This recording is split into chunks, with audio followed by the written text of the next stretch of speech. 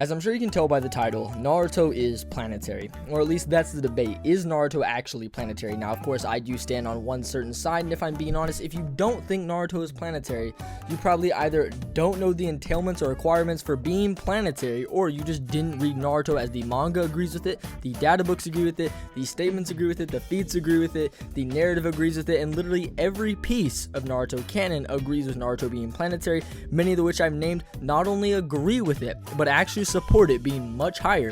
Yet for some reason there's a large controversy stirring back up on anime TikTok, resembling the old forum debater arguments where it's like, but Naruto didn't destroy a planet though. And while this is true, neither did Goku. But if you get caught saying that he's not planetary, you're probably going to be bullied. So why is it that he's considered planetary? Well, it's because he's beaten up and been able to damage characters who can exert amounts of force capable of overcoming a planet's gravitational binding energy. So what's this mean? Well, basically in power scaling we need to briefly define a few things. First is the difference in attack potency and destructive capacity, and this is essentially DC. Destructive capacity is the amount of damage a character can produce, whereas attack potency is defined as the measure of destructive capacity of an attack, as such is measured via its energy equivalent. Going back to the idea, however, you could, or if you could exert the necessary amount of force to overcome a gravitational binding energy and not destroy the planet, why does this happen? How can this happen? And it's literally due to how Naruto's entire fundamental layout is actually laid out, and it's very focused upon each country and village. So let me ask you, what if Naruto went to punch Ten Tails Madara and then just blew up the entire earth as with him? You know how stupid that would be? Kishimoto worked for 700 chapters establishing this land and a layout for what? Naruto to just blow it up because he's strong now? No, even Goku doesn't do this, as even though his manga isn't focused so much like Naruto's, it wouldn't make sense him just hopping on one planet to another, just blowing them all up with one attack due to how high he scales. So with this being said, Kishimoto merely had to take measures of demonstrating this through antagonistic figures who could do this with Naruto just being strong enough to fight them, similar to Goku. One of the best examples that I'm sure you could guess would be Kaguya Otsutsuki, the creator and shifter of 6 different planetary sized dimensions, with most of them actually housing a star, with the ones that are questionable being the lava dimension, yet still they have active volcanoes which do occur on some moons, such as our own that actually does have magma deep in its surface. However, the other dimensions, such as the desert dimension, is just blatant, with Sasuke sweating and having a hard time keeping the light of his eyes, implying a star, with the OVA for the day Naruto became Hokage showing adult Sasuke actually walking through the same terrain, with a star just being shown in the background, which kind of confirms the light rays that were shown earlier, meaning that the other ones could all have stars considering there's light. However, I won't even make that argument because, you know, you could still just supplement this with the fact that for the anime, Kaguya's ice dimension has a lit moon with a moon around it, implying that the planet is so large to actually house a moon capable of holding its own moon, with a star just being there due to how bright they are. Yet Kaguya alone was confident in the ability to wipe out all of these time spaces, then create a new one with her gigantic truth-seeking orb, as stated in the 4 data book, to actually be capable of turning all of this to naught, with this likely just including all of her offsprings from the root dimension that even have stars, and the root dimension alone is just implied by Obito to be incredibly vast and large. So by all means, this is clearly far exceeding planetary and is more pushing borderline solar system level, or at least large star level, for her to actually destroy something of this magnitude. Yet characters like Kakashi can cut him with, his Raikiri, Sakura can break her horn, and Naruto obviously slices her arm off and is more than capable of exerting forces equal to her own. So this alone places end of series Naruto above planetary. And is this inconsistent? Is this inconsistent to say Naruto's like this? And probably not. Something like the entire God Tree, that's far below Kaguya and reserves, as we know that, upon Madara getting the Shinobi Alliance, he's only compared to like a breeding ground for Kaguya's existence in the data book. And this being consistent when you consider how her Amino Monaka requires so much chakra, she is the only one who could actually use it, implying that Madara's entire reserve couldn't even exert enough chakra to do it once. So when you compare just a third of that being the God Tree, it's probably nothing compared to Kaguya, and depending on how fast you interpret the God Tree roots spreading across the planet, which is done obviously very quickly, as it's able to overpower KCM2 Minato and BSM Naruto and many other heavily amplified members of the Shinobi Alliance. So since none of these characters could use jutsu, you could certainly apply certain reaction times of how fast it actually travels, taking either a low ball or a high ball interpretation. Both will be on screen, which just conclude to small planetary or to planetary, making this just not only supporting evidence for the Kaguya point, but support for someone like Madara, a character much weaker, having planetary level feats. So yeah, planetary feats without bombing a planet, because once again, it's merely a comparison of levels of energy, meaning here, Madara could destroy a planet if this energy was exerted in a destructive manner, like this, right?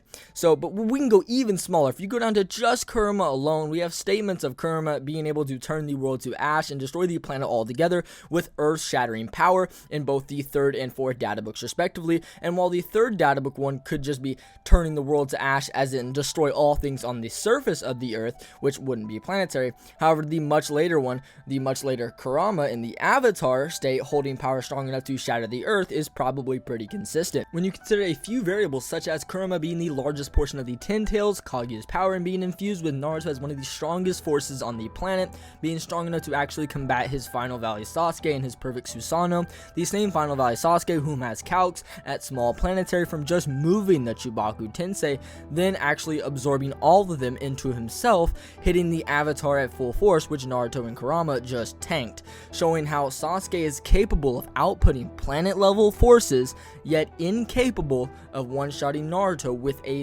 just more energy than that.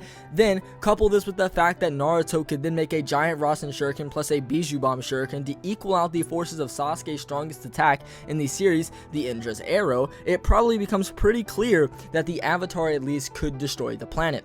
Now I've heard the argument that actually directly sits on this scene in particular, and this is just that since this is the strongest clash or attack in Naruto, why didn't it destroy a planet if they are truly planetary? And to answer that, it's pretty simple. The same reason as to why Jubito, could destroy the planet yet was harmed by Sage Naruto's Rasengan. It's because that's how writing works. That's how power scaling works. That's the correlation between attack potency and destructive capacity. Here, let me put it to you like this. To change this up and show you how funny this idea would be if it was in relation to speed, as an X character isn't actually moving at that speed. So say KCM1 Naruto is 70 times the speed of light. Regardless of your corals with that calc, just go with it, right? Then, in light of the fact that he gets totally outpaced and outsped by Obito later, he can no longer be 70 times FTL anymore. No, that's not how that works. That just means that Obito's speed would be that fast. Meaning that if you have X character who could destroy the world, yet gets one shot by a punch, that just means that punch has energy levels to destroy a world. However, I told you this holds consistency much later in the series as well, with Toneri being able to move the moon, which is actually pretty impressive considering the 10-minute time frame in which he did so, coming out to small planet level. But as I'm sure you know, who's stronger between Kaguya and Toneri is actually very debatable, and it's actually a semi-heated topic in this community. So just it just allows for more consistency with the Kaguya feats or with just Toneri being another character in general, no matter which interpretation you do take.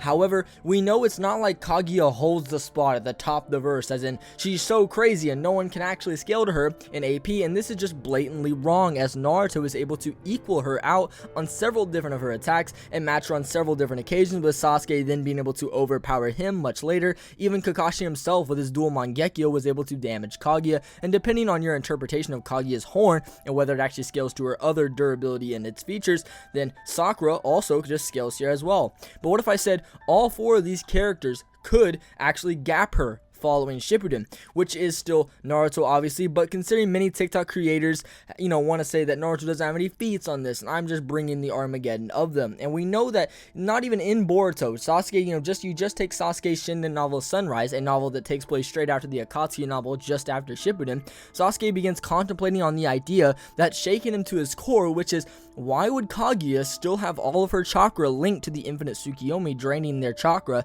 to amass an army? What possibly stood against her? To which he states, quote, the idea that there's a being that could even threaten Kaguya and it's going to appear in this land. And in the narrative, so the narrator, so not Sasuke, states that, quote, did that mean that the day was coming that when the peace was finally obtained would be disturbed? Was the future people were walking toward now going to be destroyed once more? But Sasuke shook his head no. he wouldn't let that happen. He would protect it himself, end quote. So this Sasuke is confident and now strong enough to take on a threat greater than Kaguya, and considering that piece of this assessment is rather arbitrary, he at least would be able to beat Kaguya handily, no matter what threat you think he could beat beyond her. Which, considering Naruto beats the brakes off Toneri, a character who could actually cut the complete moon in half and was going to hurl the moon at the earth so bad it would be totally annihilated, which just Toneri moving the moon using the Raikage's time frame is calculated small planetary, with the moon slice also just being a really solid feat as well. And no, the moon isn't hollow, or at least very hollow at all, as we know this due to the fact that if it's more than 15% hollow, it wouldn't actually have the mass to stay in orbit. Naruto again beating this Toneri around in his BSM. This is the same Toneri who has arguments placing him above Kaguya, just for references, so while I don't really agree with them, they are certainly there. However, when considering the caliber of threat of characters like Kinshiki and Momoshiki, the initial one being the weaker of the two, still being hailed as a world splitter according to the data book, and while this could be hyperbolic from the nature of these data book titles, it's still a testament to not only the light of his ability, but Momoshiki's as well, whom when fused with Kinshiki was actually draining chakra from beyond a parallel universe he created, with the movie demonstrating his dimension with a planet of over 16 god trees, with the rest of the dimension having many stars and planets within it. However, considering both of these are questionable in canon due to the manga having separate interpretations of these events, he could still just scale above Kaguya by quite a bit, and Naruto is able to easily deal with him in quite literally a few page scuffle in taijutsu, and that's obviously what these statements of Momoshiki being stronger would have to be in reference to, considering both he and Kaguya could just absorb chakra in each other's ninjutsu, so taijutsu is what would actually make up most of their interaction. Now, for Sasuke also just scaling to this, I don't think his feats on Momoshiki are all that crazy. However, later in fights like the Jigen fight, Sasuke can make up for this, arguably outperforming Naruto and keeping pace with, with most canons just kind of holding these two as nigh equals, just showing how crazy these can get. So if it isn't clear, when you listen to some of these TikTok creators who don't scale Naruto or even anime at all, take what they say with a grain of salt and consider both the narrative and scaling for yourself. Don't just follow the dishonest trend of he didn't destroy Earth, so he can't destroy the planet. Because otherwise, Naruto's not planetary, Luffy's not planetary, Goku's not planetary, Ichigo's not planetary, and many other anime characters also just wouldn't be planetary, when the story clearly conveys a level at which they should be, with that level being above planetary. So yeah, no hate to Six or King Lion, but if it isn't clear, I stand on one side, not to defend Six, but to defend Naruto and its other creators as well. So yeah, a little different of a video, but I do still hope you guys enjoyed, and if you did, please consider subscribing, and if this is your first time actually seeing me, then check out more of my content. But yeah, have a nice day, God bless, and love you guys.